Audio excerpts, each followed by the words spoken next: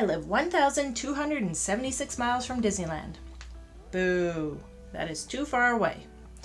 I've been to Disneyland multiple times with different transportation choices. I've driven down there, flown and rented a car, as well as flown and just used Uber, Lyft, and shuttles while I've been down there. I've also said, enough of this, how can I move to Anaheim so that transportation isn't even an issue? While this is the most attractive option, it's also the most expensive. So yeah, you gotta figure out what works best for you. In all seriousness, there are pros and cons to each option.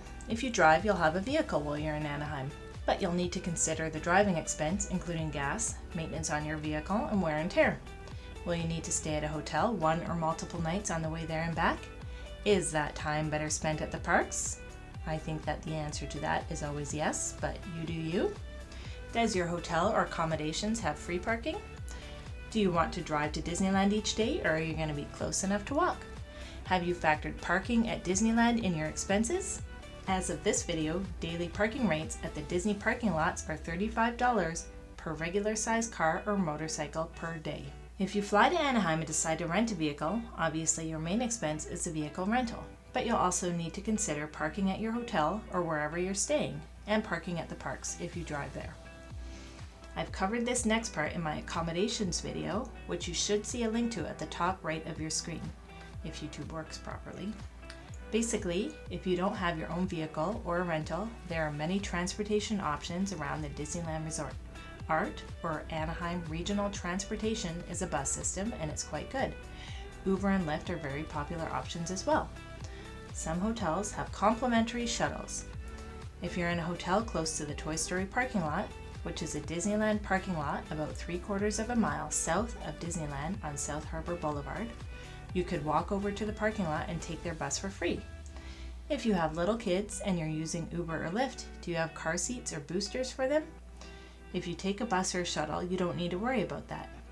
You can't really use your own unless you have a small booster or inflatable one that you can stash in a locker during your visit to the park.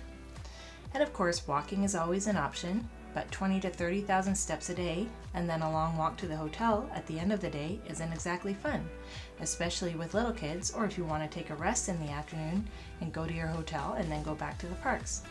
So this is where hotel proximity becomes a factor. You could also just rent a car for part of your trip. Say you want to go to the beach or something out of town, although you need to factor drop-off and pickup times in your days. I'm not trying to overcomplicate things. Basically, I'm just trying to get you to think about how you will get around during your trip, and also consider how you'll get to and from the airport, either LAX or John Wayne. See my video on booking a flight for more on that. Anyway, that part was boring, not near as exciting as choosing a hotel or picking what days you'll be at the park. Let's get on to some more fun stuff, like actually being in Disneyland. And if this is all too much to remember, grab a copy of my ebook when it's released in early September.